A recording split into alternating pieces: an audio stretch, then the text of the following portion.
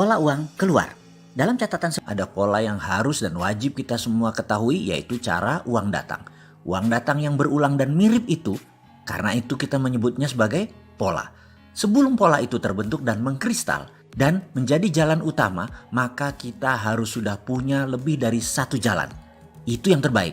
Apa yang terjadi kalau hanya satu jalannya uang datang? Belum terbentuk pola lagi, masih serabutan, masih tidak menentu.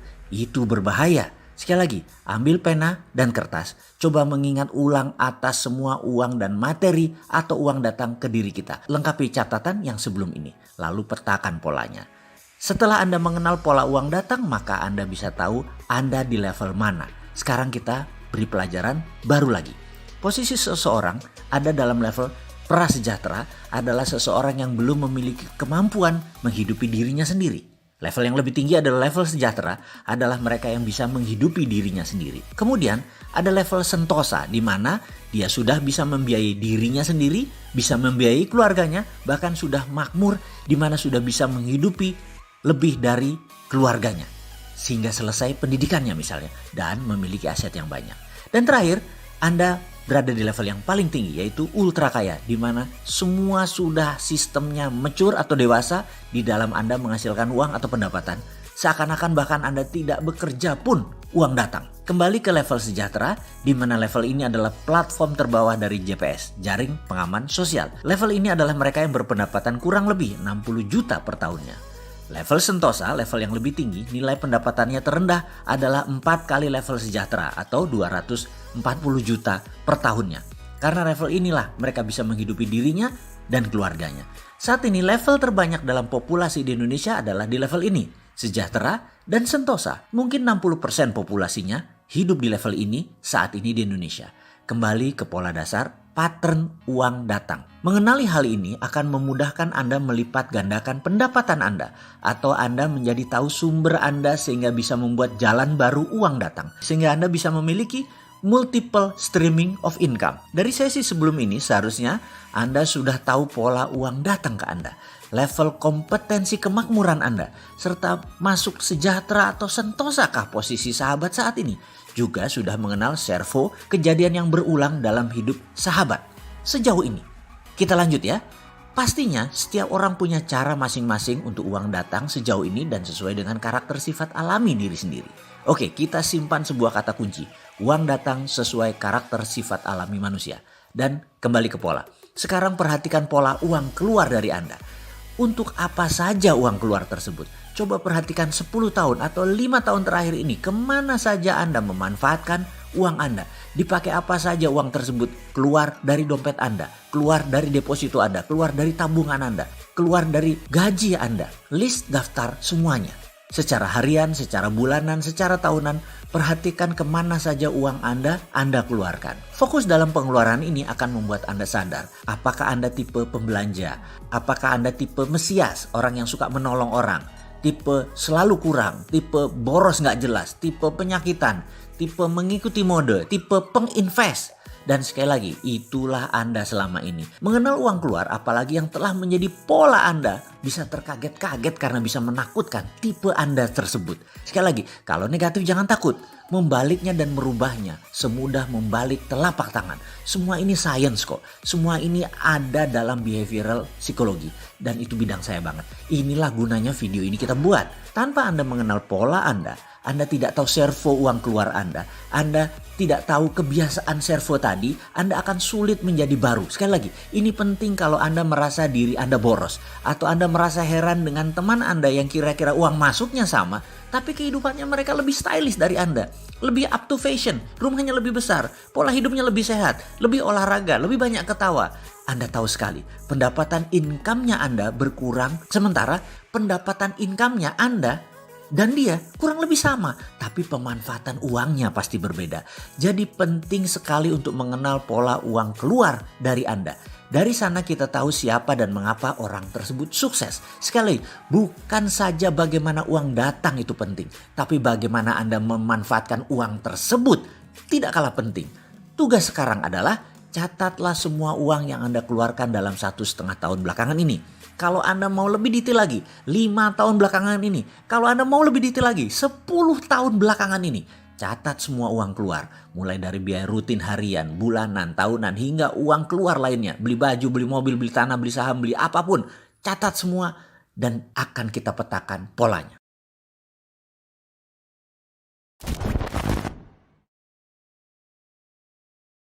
How is the money comes to you? Ini sekilas fakta tentang otak. Bangsa manapun di dunia, ukuran otaknya atau volume otaknya, ukuran panjang sarafnya, jumlah pengantar kimia dalam otak, sensornya, semua sama. Kecepatan kemampuan berpikir yang diolah oleh sebagian orang yang disebut IQ juga tidak berbeda jauh. Kemampuan menyimpan data, sama.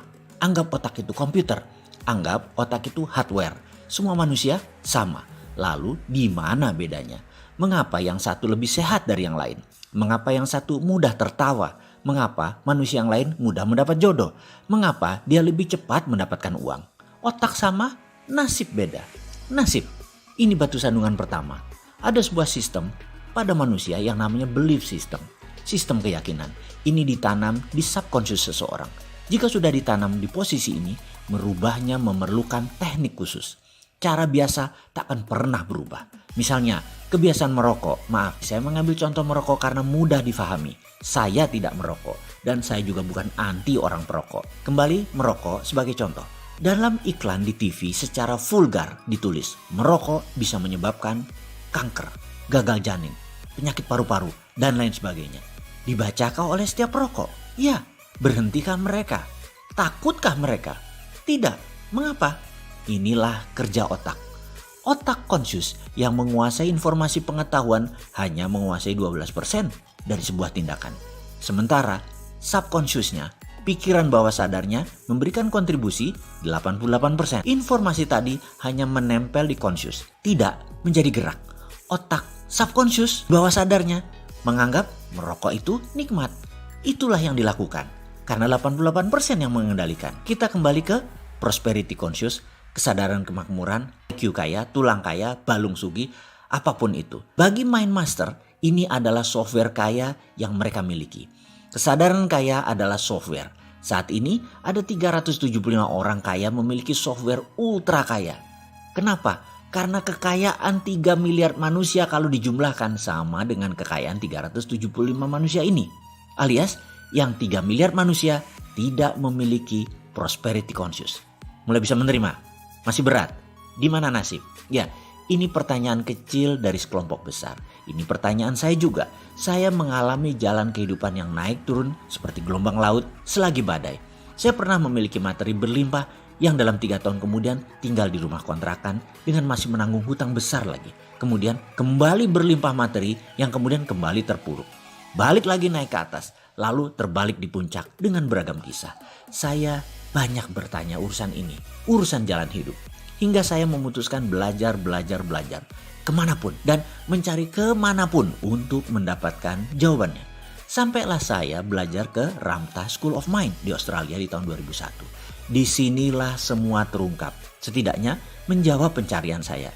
Kemudian ilmu servomekanisme ini saya kemas. Jadilah pelajaran servomekanisme bergabung dengan prosperity conscious ala Mardigu. Jujur, sejak saat itu ekonomi menjadi mudah, bisnis menjadi mudah, hubungan relasi semua menjadi mudah. Dan saya akan buktikan dengan contoh-contoh praktis dalam serial berikut ini.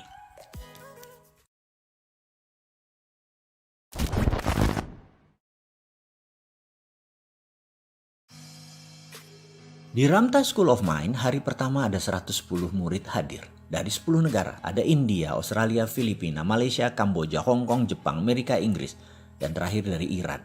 Saya satu-satunya yang dari Indonesia. Hari pertama perkenalan, masing-masing cerita jalan hidup mereka, masing-masing sharing, berbagi, sedetail dan serinci mungkin. Wah, seperti nonton film drama. Kalah drama Korea, kalah cerita India. Ceritanya seram-seram, menegangkan, taruhan nyawa yang hilang, dan anggota keluarga yang meninggal terbunuh. Hal itu menjadi biasa.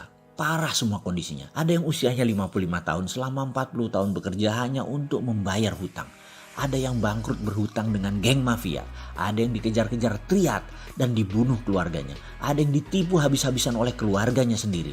Pokoknya sulit dibayangkan cerita jalan hidupnya mereka. Bahkan 100 kali mendengar cerita masing-masing, 100 kali saya menangis. Saya tentu tidak boleh menceritakan rincian cerita mereka karena ini menjadi rahasia di antara kami. Di mana kami seakan sudah menjadi saudara sependeritaan. Common sorrow. Jalan hidup saya jika mendengar cerita mereka menjadi tidak sebanding. Tidak ada apa-apanya. Hari berikutnya sang instruktur menceritakan jalan hidup mereka. Sama saja awalnya kusut semua. Mereka berlima, masih muda. Yang paling tua umurnya 35 tahun. Namun rekening mereka paling sedikit adalah 6 juta Aussie dollar. Cabut, itu ucapan saya dalam hati berkali-kali. Pelajaran ini adalah pelajaran yang fair dan adil. Kenapa? Kami dilihatkan ATM mereka. Mereka tidak berdusta. Kenapa saya sebut ini adil?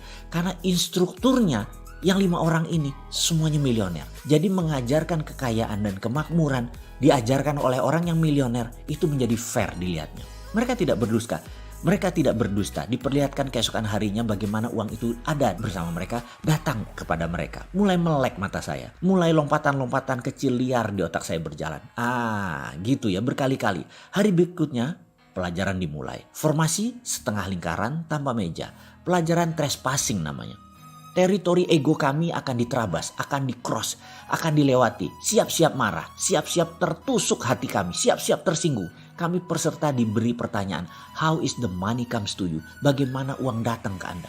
Seluruh peserta mendapat giliran. Kalau disamaratakan semua menjawab hampir sama, yaitu dengan bekerja. Sekali lagi, jika ditanya how is the money comes to you, maka rata-rata menjawab dengan bekerja.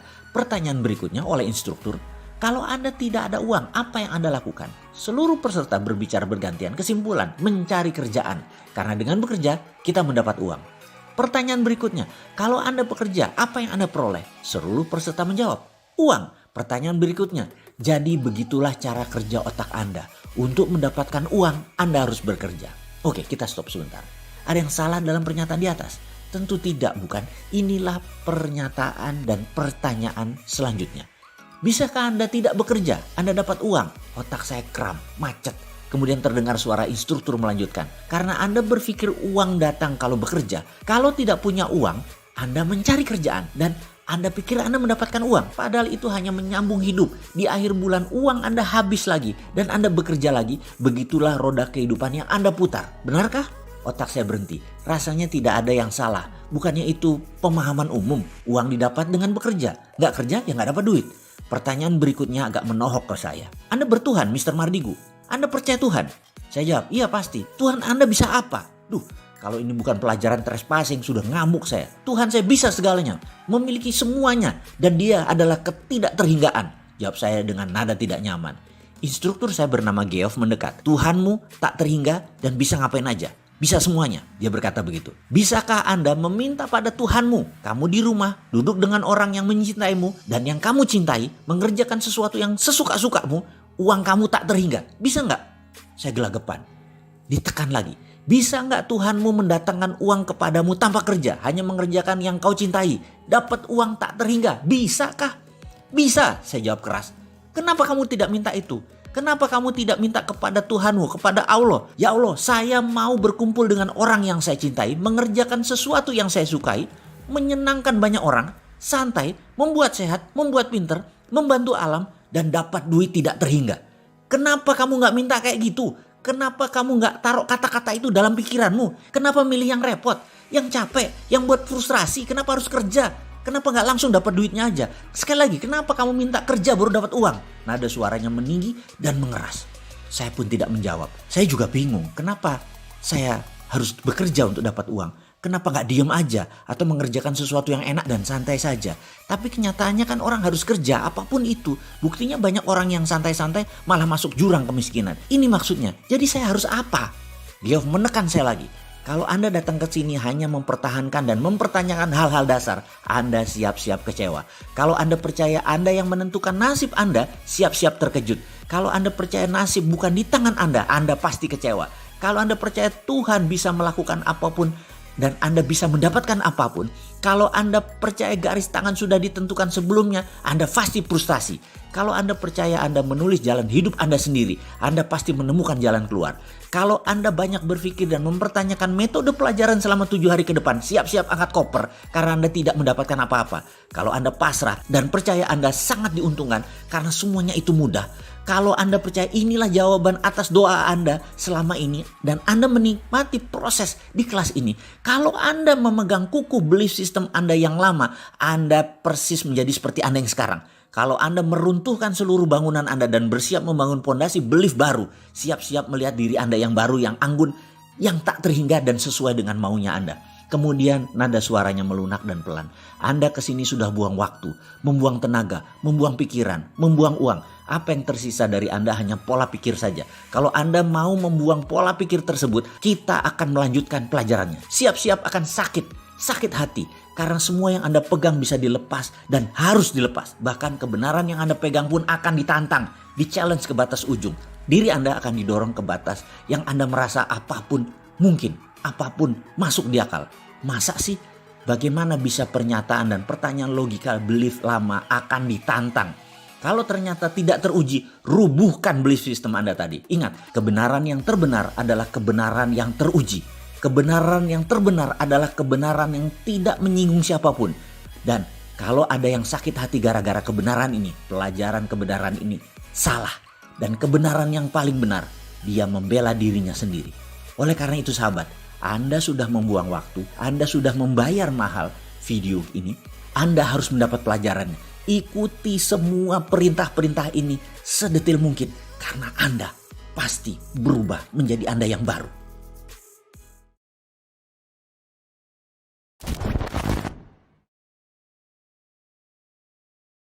Sepulangnya dari belajar, jujur, 3 bulan setelah kembali, saya belum mulai mempraktekkan apapun. Belief system saya tertabrak-tabrak. Pertanyaan, nasib kita yang menentukan? Sementara saya punya keyakinan nasib ditentukan Tuhan. Sebuah tabrakan belief system. Saya belum bisa menerima. Kalau saya tidak terima, maka saya harus menerima kondisi saya sekarang, berhutang dan hidup susah waktu itu. Memulai sesuatu akan terbawa putaran yang sama. Memulai yang baru harus merubah belief system. Ini pengalaman saya dan mungkin hanya terjadi pada saya. Saya juga teringat sebuah pelajaran dasar. Salah satunya pelajaran meng-cancel doa. Dalam sebuah sesi di sana ada pelajaran untuk berpikir dan berdoa yang tidak boleh di-cancel. Seperti detailnya ada juga di dalam video Road to Billionaire, karya saya terdahulu. Baik, sekarang kita beri contoh seperti pengalaman saya di dalam kelas waktu itu. Saya diperintahkan memohon. Waktu itu saya disuruh memohon kepada Allah untuk memberikan uang 1 miliar pada akhir bulan ini. Saya manut, saya berkata, ya Allah, saya meminta uang 1 miliar di rekening saya pada akhir bulan ini. Lidah saya mengucap, hati kecil saya berkata, mungkinkah? Dan perkataan di hati kecil tersebut, di pelajaran tersebut, saya peroleh artinya meng-cancel doa. Hal itu membatalkan doa. Kita tidak boleh mempertanyakan doa yang kita buat sendiri karena itu artinya meng-cancel. Dalam membuat permohonan, sekali lagi kita tidak boleh cancel. Percaya utuh, setiap keraguan harus dipanjatkan lagi permohonannya. Ulangi lagi karena permohonannya kita cancel sendiri. Ribuan kali saya coba, ribuan kali saya cancel. Belief system saya belum terima. Masa sih kok gitu doang? Emang bisa? Dari mana caranya? Dari mana uang datang ke saya?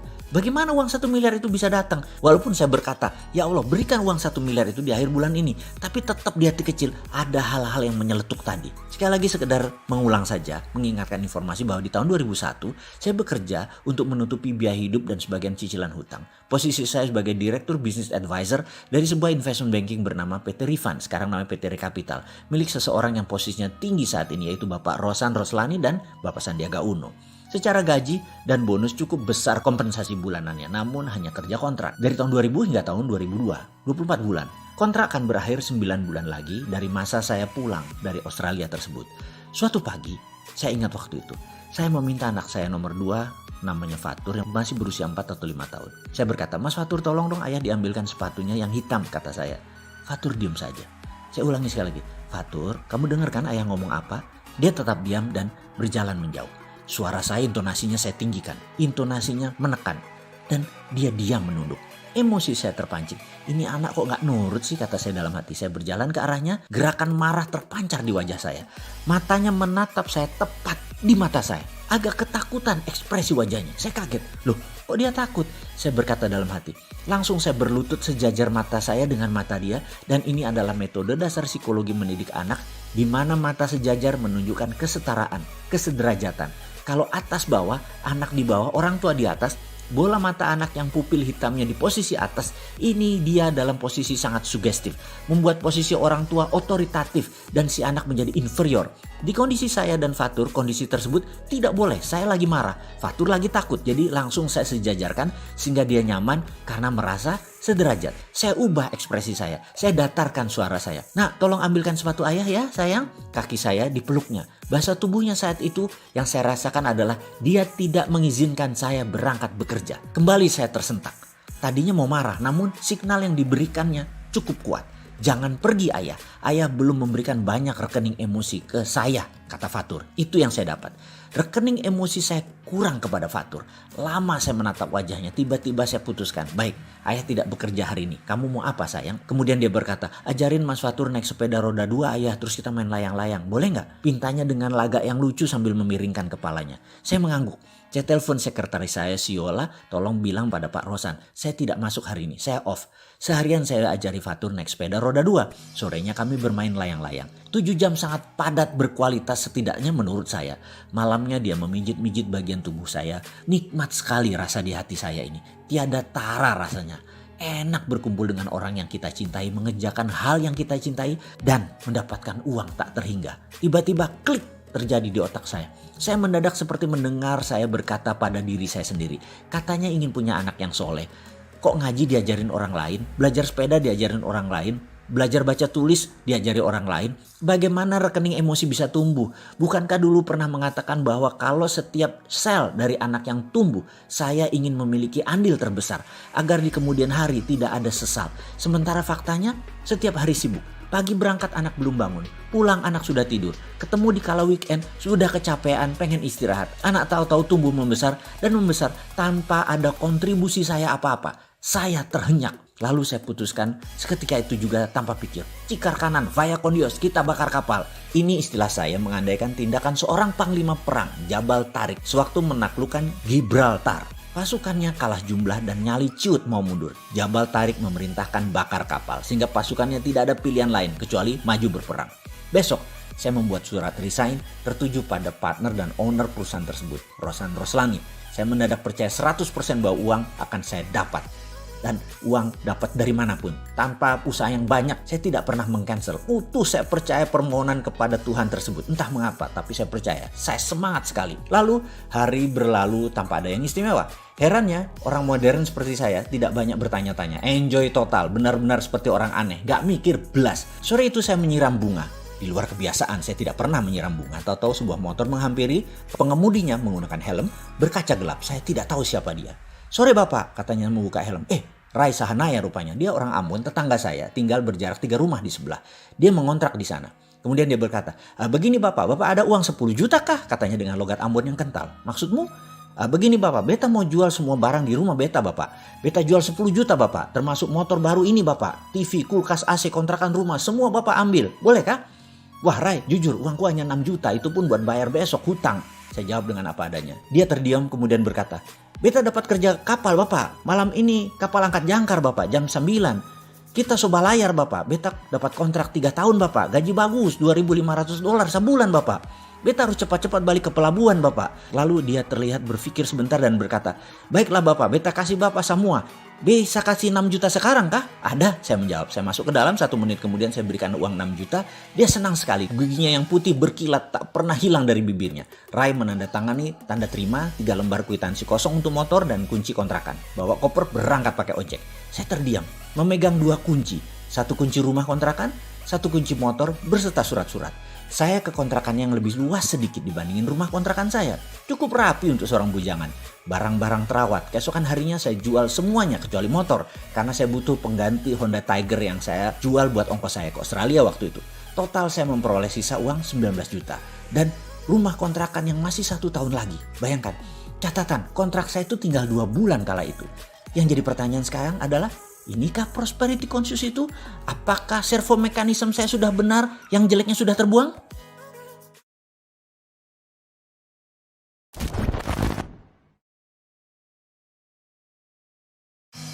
Glory from the Past.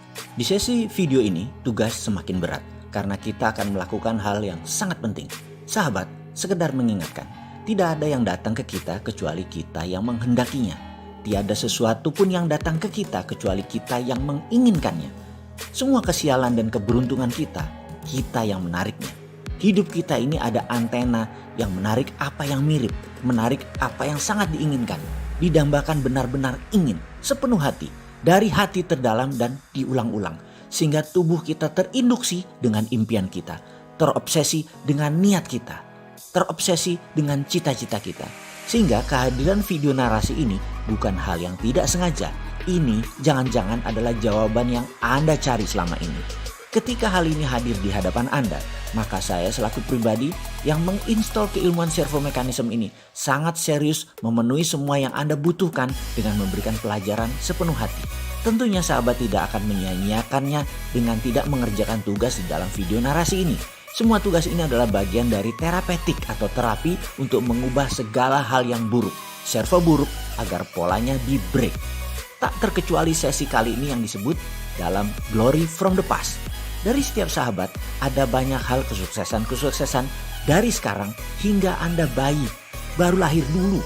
Tugas kali ini berat karena sahabat diminta menulis semua glory from the past tersebut.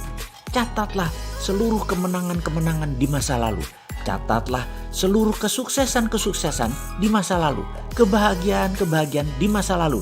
Keberhasilan, prestasi, apapun itu yang positif. Pertama kali jatuh cinta misalnya. Pertama kali mendapatkan uang gajian.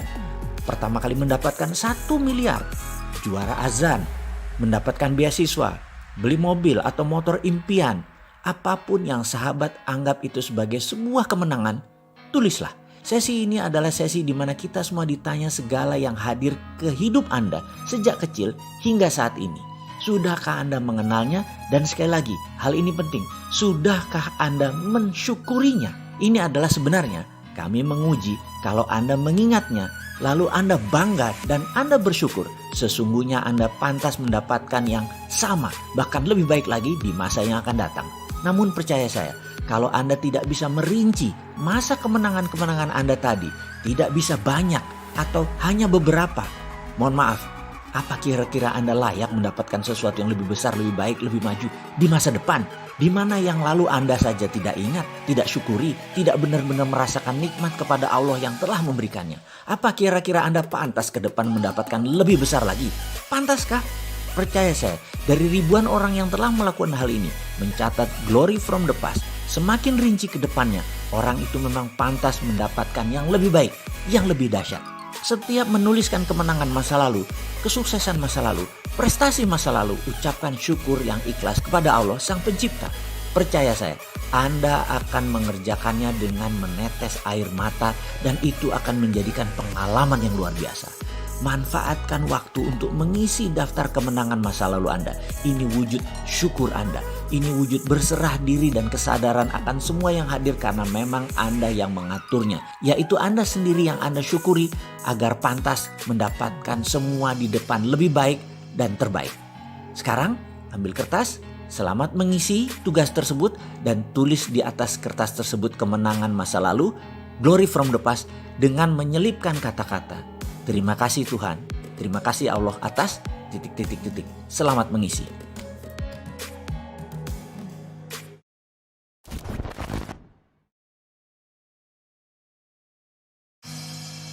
Pasti semua sahabat ingin memiliki hubungan yang baik dengan keluarga, dengan teman, dengan relasi, dan juga dengan tim di dalam perusahaan atau organisasi yang Anda berkecimpung di dalamnya. Ada sebuah teknik yang menarik yang sangat efektif di dalam membangun tim trust atau kepercayaan tim tadi. Teknik ini juga sangat baik untuk membuang servo negatif atas kebiasaan buruk yang Anda miliki.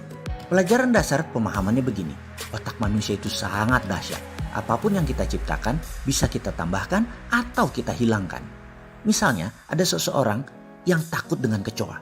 Mendengar kecoa disebut saja sudah merinding, jijik. Hal itu karena memang tercipta oleh pengalaman hidupnya. Entah di rumah dulu waktu dia kecil, orang-orangnya pada lebay. Kalau ada kecoa teriak-teriak ketakutan, sehingga orang itu pun menjadi ketakutan. Atau ketularan takut. Lalu pernah ketika jalan menuju dapur, tangannya kejatuhan kecoa yang membuat gelas di tangannya jatuh. Perasaan jijik sebel, terus ditambah lagi dimarahi oleh orang tuanya yang galak. Lengkap itu database akan ketakutan terjadi dalam dirinya. Ketika dewasa, mendengar kata kecoa saja sudah menimbulkan ketakutan dan rasa jijik yang amat sangat. Lalu ada teknik penyembuhannya. Bagaimana? Sederhana. Hanya dengan kekuatan pikiran, kekuatan perasaan, dan belief system percaya. Hal ini bisa disembuhkan. Dia, teman kita tadi yang trauma tadi dengan kecoa, dibayangkan di tangannya, hadirkan melalui imajinasinya, ada bola kristal di tangan. Hanya dalam imajinasinya ada bola kristal bening di tangan. Lalu perintahkan ke dia, hadirkan bayangan TV di dalam bola kristal tadi. Dan setelah dia membayangkan TV di dalam bola kristal tersebut, lalu kita katakan, hadirkan bayangan kecoa ada di acara TV tersebut, di dalam bola kristal tersebut. Di awalnya dia mungkin agak jijik atau agak takut, tetapi ingat, ada 2 lapis yang melindungi dirinya dari kecoa tadi dalam bayangannya. 1, itu di TV. 2, TV-nya ada dalam bola kristal. Lalu beri dia ilustrasi bayangan bahwa bola kristal tadi ada kabut warna hitam yang menutupi pemandangan dirinya ke kecoa tadi. Dan kemudian timbulkan perasaan superior bahwa dialah pengendali bola tadi. Dia bunuh dengan kabut hitam kecoa tadi. Dan dalam hitungan 3, 1, 2, 3 bola kristal tadi perintahkan ke dirinya. Buang sejauh-jauhnya. Percaya saya, bawa kecoa plastik, dekati dia. Saat itu dia akan merasa tidak terlalu jijik lagi atau traumanya terhadap kecoa hilang. Setidaknya 50-90% berdasarkan pengalaman akan hilang traumanya atau sembuh. Oke, kita bukan mau mendetailkan teknik ini, tapi kita ingin bagaimana servo kita yang jelek hilang dan tim kita menjadi kompak. Biasanya dalam organisasi saya, kita akan melakukan projected imaginary tadi bersama-sama. Katakan kantor kami yang di Jakarta, kami menyewa villa di puncak yang bisa buat tinggal 25 staf tim kami. Yang mana acaranya nanti sederhana. Kita hanya makan malam lalu menyalakan api unggun. Ketika api unggun lagi disiapkan, semua peserta wajib menulis di sebuah kertas akan masalah dalam dirinya yang akan dibuang. Kertas ini nanti akan digulung-gulung, digenggam lalu dibuang ke dalam api unggun. Ketika api membesar, setiap orang maju satu persatu bergiliran dan menceritakan apa masalah dirinya yang mau dia buang selama 1 menit. Semua yang sisanya hadir mendengarkan dengan seksama, tidak ada suara, hanya yang maju ke depan, yang berbicara. Iringi dengan musik instrumental ya untuk memberi kesan syahdu. Apa yang terjadi? Anda bisa menitikkan air mata di beberapa teman yang bercerita tadi. Karena memang setiap luka punya cerita. Dan di sini kita akan mengenal sisi dalam dari sahabat kita tadi. Lalu dia akan membuang bola kertas tadi. Dia membuang satu masalah besar dalam dirinya. Acara ini bisa 2-3 jaman. Dan pasti sehabis acara ini sharingnya dahsyat. Sehingga setelah acara gathering di puncak tadi, kita jadi mengerti satu dengan yang lain. Mengerti beban masalah dalam diri seseorang dan menjadi saling bantu karena tahu apa yang satu sama lain impikan. Suasana tadi hanya bagian dari pelepasan servo mekanisme negatif seseorang atau kelompok. Sahabat semua, saya sangat sarankan Anda lakukan hal ini dalam organisasi Anda, dalam keluarga besar Anda. Setelah itu, itulah Anda yang baru, itulah tim Anda yang baru, dan itulah keluarga Anda yang baru, yang penuh semangat dan penuh cinta. Pasti produktif ke depannya.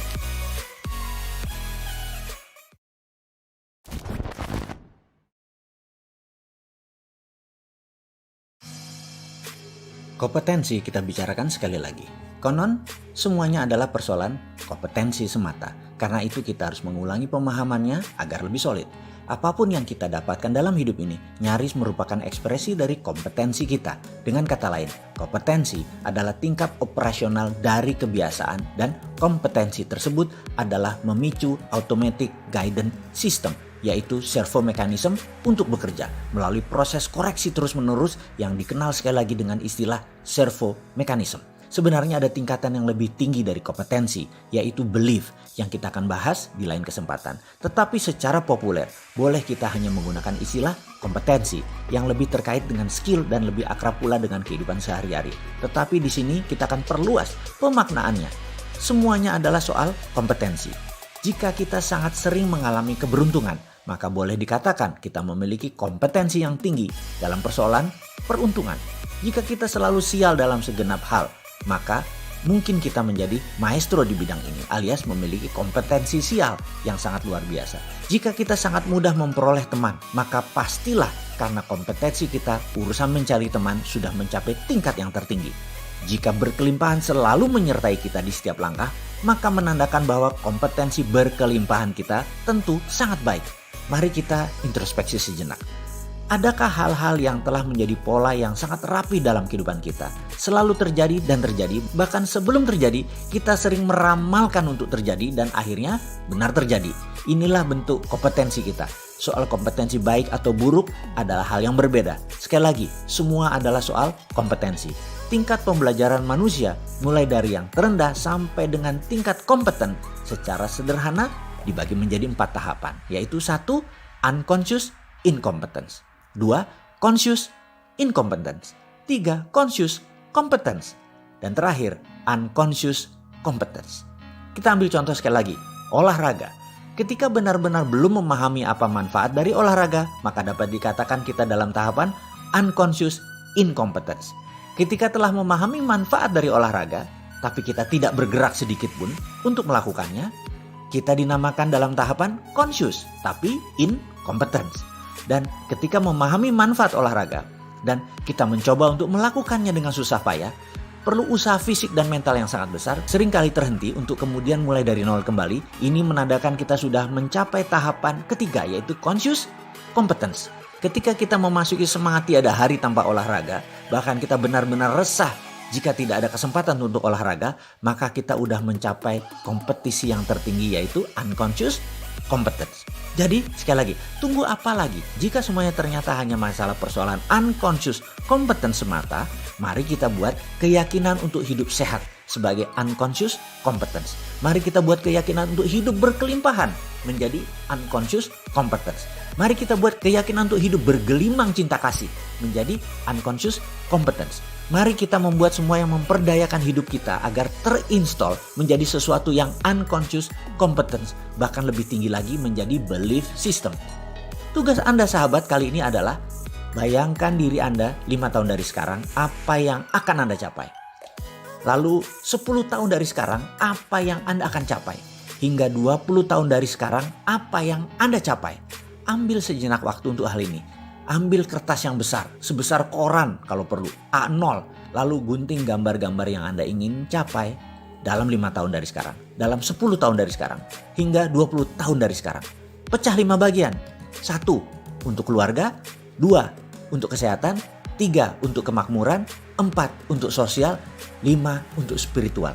Cari gambar, tempel di 5 bagian tadi. Dan jadikan ini adalah dream book Anda 5 tahun, 10 tahun, 20 tahun dari sekarang.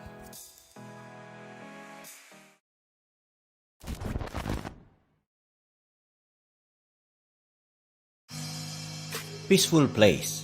Di sesi ini adalah sesi untuk kita melakukan pemrograman pikiran bawah sadar agar kita bisa memasang servo baru, servo mekanisme yang positif agar menjadi kebiasaan baru yang positif. Otak manusia dalam pikiran bawah sadarnya itu tidak bisa membedakan mana yang imajinasi, mana yang reality, mana yang bayangan, mana yang kenyataan. Untuk membentuk pathway jejak sukses di pikiran bawah sadar seseorang, maka caranya bisa dengan melakukan. Dan ada cara yang lebih cepat lagi, yaitu dengan membayangkan hal yang sama berkali-kali dalam jangka yang panjang. Bayangkan Anda bisa main sepatu roda misalnya. Maka coba nonton YouTube tentang permainan sepatu roda tadi. Kemudian setiap hari sewaktu mau tidur malam, bayangkan diri Anda bermain sepatu roda terus menerus selama 30 hari ke depan. Apa yang terjadi kemudian? Jalan hidup Anda tahu-tahu ke arah dunia persepatu rodaan. Anda ke Senayan sore-sore di GBK, tahu-tahu Anda melihat orang bermain sepatu roda. Tahu-tahu orang itu menyapa Anda. Tahu-tahu orang itu mengajak Anda bermain sepatu roda. Ajaib kan? Sekarang kita coba dengan bayangan lain. Anda bayangkan Anda punya mobil BMW X3 warna biru. Terus setiap malam Anda bayangkan BMW X3 warna biru tadi milik Anda tadi. Terus dibayangkan sepanjang malam sebelum tidur, selagi ngayal-ngayalnya Anda, selagi ingin tidur. Percaya saya, 30 hari kemudian Anda setiap jalan di jalan raya, mata Anda akan mencari mobil BMW X3. Dan ajaib, Anda nemu aja mobil warna biru BMW X3 tadi. Walaupun mobil itu sedikit, mata Anda bisa menemukannya. Sekarang coba Anda ingat-ingat ketika Anda ingin membeli mobil Innova warna putih. Tahu-tahu mata Anda dimanapun akan nemu aja. Tuh Innova warna putih, keren kan? Tuh lagi ada yang pakai velg racing. Bagus ya? Terus aja mata Anda terseleksi melihat mobil tersebut dan tidak lama kemudian Anda memiliki mobil itu. Sekarang kita mau lakukan dengan sengaja agar servo kemakmuran terjadi pada diri Anda. Pertama, temukan peaceful place Anda dalam bayangan Anda. Apa itu peaceful place? Peaceful place adalah tempat di mana Anda merasa damai. Bisa kamar Anda, bisa masjid, bisa sajadah, bisa tempat ibadah, bisa pantai, bisa gunung. Apapun temukan tempat yang ketika Anda di sana, Anda merasa damai. Lalu dalam bayangan Anda berada di sana, lagi santai, lagi duduk, bisa rebahan, apapun yang membuat Anda merasa rileks, merasa santai. Lalu beri bayangan apa yang Anda inginkan. Mobil, kesehatan, rumah, keluarga bahagia, apapun itu hadirkan gambaran tadi dan beri rasa senang, bahagia ketika bersama apa yang Anda inginkan tersebut. Lakukan hal ini setiap malam dan pastikan beri rasa sudah memiliki, rasa bersyukur dan rasa bahagia.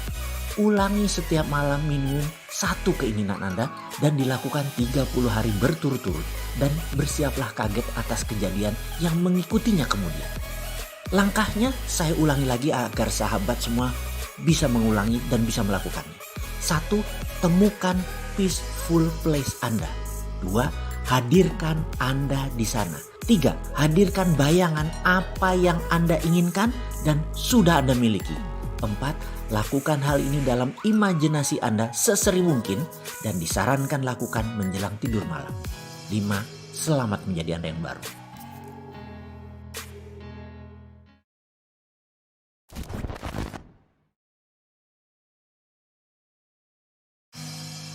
Kenalan dengan siapa saja kalau berkumpul. Ada kebiasaan aneh saya yang lama saya kerjakan dan masih saya kerjakan tanpa sadar. Mungkin sudah masuk unconscious competence. Kalau kata Pameo, sesuatu yang diulang-ulang akan menjadi kebiasaan. Dan kebiasaan kita tersebut jalan hidup sejarah diri kita. Kalau jalan hidup itu atau kebiasaan itu mengakibatkan hal yang buruk namun sudah jadi kebiasaan, harus diubah dengan teknik breaking pattern. Kita sudah tahu di pelajaran sebelum ini apa itu breaking pattern. Namun kali ini kita bukan mau membicarakan hal yang buruk pada kebiasaan saya. Walaupun banyak banget kebiasaan buruk dan harus saya rubah dan saya ubah pelan-pelan. Itulah saya yang baru dan terus saja saya belajar. Seperti Anda sahabat semua. Tetapi ada kebiasaan yang masuk bawah sadar saya yang paling dalam karena itu sudah masuk dalam unconscious competence saya. Apa itu? Yaitu kebiasaan mengumpulkan kenalan baru. Saya ini setiap minggu ada 5-7 orang kenalan baru hingga saat ini dari waktu yang lama mungkin udah 35 tahun. Hal ini mungkin kebiasaan saya sekali lagi sudah lama. Karena itu di pojok kiri meja kerja saya yang tua tersebut ada tumpukan kartu nama banyak. Karena dulu ya sampai sekarang sih orang selalu bagian kartu nama. Hari ini saya menyempatkan merapikan kartu nama tersebut dan mengecek nomor kontak di HP saya. 2 HP saya nomor teleponnya ternyata masing-masing lebih dari 4.000 nomor. Dan ada lebih dari 20 grup WA dalam masing-masing handphone tersebut. Saya bukan orang yang rajin membalas WA atau ikut nimbrung di grup. Tapi kalau personal japri saya sempatkan membalasnya. Saya teringat di awal membangun karir saya. Saya bertanya pada mentor saya yang kebetulan mitra bisnis saya yang kebetulan juga orang Bali terkaya. Dia juga merupakan babe saya setelah ayah saya almarhum. Dia menasihati saya bahwa sebagai orang kampung perantauan ke Jakarta, maka memiliki teman yang banyak adalah aset yang tak ternilai. Dan dia buktikan dengan perjalanan hidupnya. Di mana saja kalau kami berjalan rasanya ada aja orang yang menyalami dirinya. Kenalan. Bukan seperti selebriti yang hanya satu pihak kenalnya, selebritinya gak kenal. Dan ini dua belah pihak, mereka saling kenal. Saya impress sekali, saya terkesan sekali. Sejak saat itu di pertengahan tahun 90-an saya komit berjanji pada diri saya. Harus punya kenalan banyak. Kebiasaan tersebut saya lakukan, setiap hari mungkin 1. Efeknya sampai hari ini saya merasakan manfaatnya. Misalnya petinggi lembaga keuangan mungkin ada lebih 30 kenalan saya saat ini adalah direksi-direksi dari lembaga keuangan yang terkenal. Dan kenalannya dengan mereka lebih dari 10 tahun yang lalu. Sehingga staf saya suatu hari komentar, "Bapak kenalannya banyak bener sih, asal ketemu orang ketimbang saya memperkenalkan kerja di perusahaan saya." Ada aja yang berkata, "Salam ya buat bosman ya, saya teman lama dia." Bahkan ke Kopassus kemarin belajar nembak waktu anak-anak perusahaan kami outing, kayaknya semua instruktur kenalnya Pak Mardigu. saya dalam hati GR bener urusan beginian. Tapi bagi saya bukan orang kaya saja kenalan itu. Posisi jabatan politik, jabatan publik, bahkan orang yang tidak punya apa-apa, ya tetap kenalan. Kenalan itu bukan harus friend with benefit. Namun kalau kenalannya banyak, pasti buat keuntungan lebih besar. Kenalan bisa dengan siapa saja, namun nongkrong dengan siapa harus kita pilih. Dan bagi saya, nongkrong itu saya pilih-pilih sekali. Saya hanya berkumpul dengan orang yang lebih soleh, berkumpul hanya dengan orang yang lebih sukses, berkumpul hanya dengan yang lebih sehat, berkumpul dengan orang yang lebih bahagia, berkumpul dengan orang yang lebih seru, berkumpul dengan orang yang lebih kocak, yang menyenangkan. Karena berkumpul dengan manusia lebih baik, kehidupan saya menjadi lebih baik. Karena kita manusia yang mudah terinduksi. Sahabat, di penghujung video ini saya menyarankan perbanyak kenalan dan jaringan bisnis Anda sebagai solusi kemakmuran. Selamat membuat tempat nongkrong yang baru, selamat berhijrah, selamat berkenalan.